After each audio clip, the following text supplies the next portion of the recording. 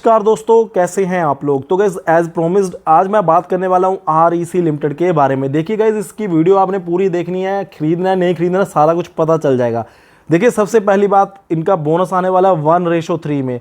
तो गाइज देखिए आपके एक के 3 शेयर कर दिए जाएंगे। तो गाइज देखिए क्या खरीदारी करनी चाहिए नहीं करनी चाहिए, उससे पहले मैं आपको कुछ बातें बता दूं।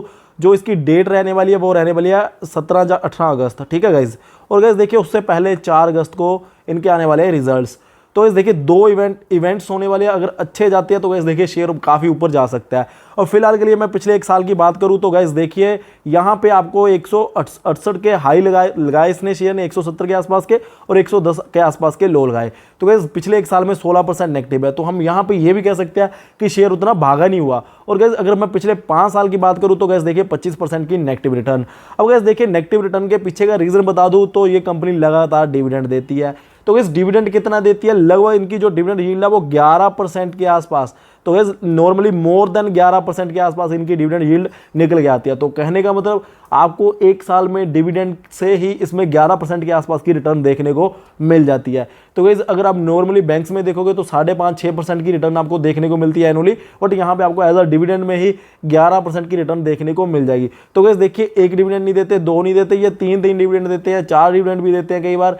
Interim dividend 1, interim dividend 2, interim dividend 3 and final dividend. तो कुल मिला के 4 डिविडेंड आपको मिल जाते हैं। कोई 2 रुपये का होता है, कोई 2.5 का होता है, जिसको कुल मिला के लगभग आपके 12-13 रुपये के डिविडेंड 1 साल में आ जाते हैं, ठीक है। अब गैस देखिए बात करते हैं कि इनके फाइनेंशियल्स कैसे हैं। तो गैस देखिए फाइनेंशियल्स की अगर मैं बात करूं, कंपनी के रेवेन्यूज लगातार बढ़ते जा रहे हैं पिछले 4 साल में। और गैस देखिए प्रॉफिट्स भी लगातार बढ़ते जा रहे हैं। तो अगर रेवेन्यूज और प्रॉफिट्स लगातार बढ़ते जा रहे हैं तो डिविडेंड देना तो पक्की बात है, ठीक है ना। तो गाइज अब यहाँ पे आपको देखने को भी मिल रहा है कि लो रिस्क है और मिड कैप कंपनी है। और गाइज अब आपके माइंड में आ रहा होगा कि REC लिमिटेड काम क्या करती है। देखिए गाइज इनका फाइनेंशियल्स का काम है, लोन देते हैं। लोन किनको देते हैं गाइज, सेंट्रल और स्टेट इलेक्ट्रिसिटी बोर्ड्स वगैरह को ये लोन देते हैं, ठीक है गाइज।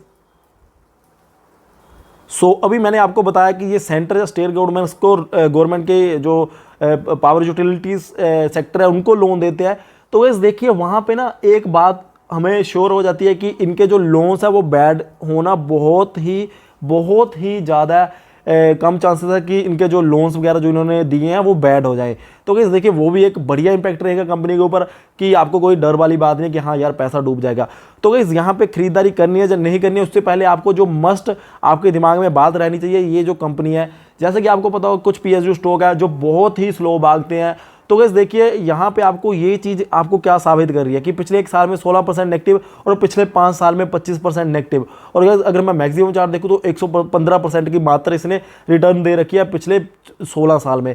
तो गाइस देखिए पिछले 15-16 साल में कंपनी ने 13-14-15 साल में कंपनी ने सिर्फ आपका पैसा डबल या 2.5 गुना ही किया है। तो गाइस देखिए ये इतनी कम रिटर्न, अगर आप इसका कंपैरिजन करोगे ना बजाज फाइनेंस के साथ, तो आप देखोगे कि यार ये बजाज फाइनेंस जैसे शेयर ने इतने टाइम में लोगों का लाखों का करोड़ों बना दिया, बट इस कंपनी ने तो सिर्फ डबल ट्रिपल पैसा किया।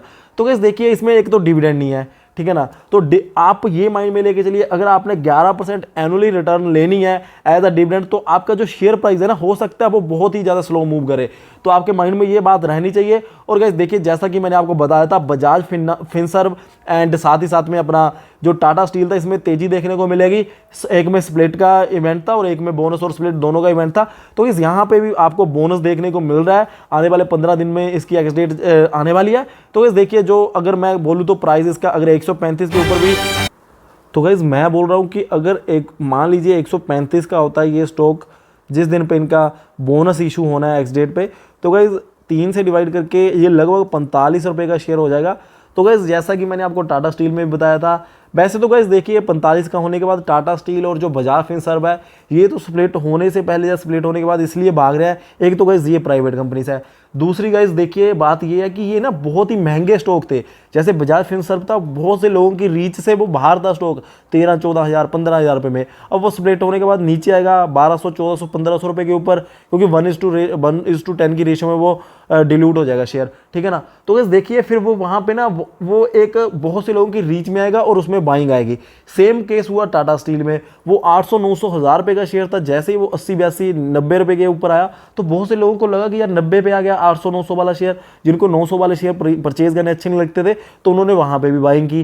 बट गाइस यहाँ पे ये ऑलरेडी 131 का शेयर है, 135 का भी होगा, तो गाइस ऐसी कोई बात नहीं कि हाँ ये रीच से बाहर है शेयर, तो यहाँ पे आपको उतनी तेजी हो सकता है ना देखने को मिले, बट मुझे लगता है कि थोड़ा सा पॉजिटिव तो आपको देखने को मिल ही सकता है।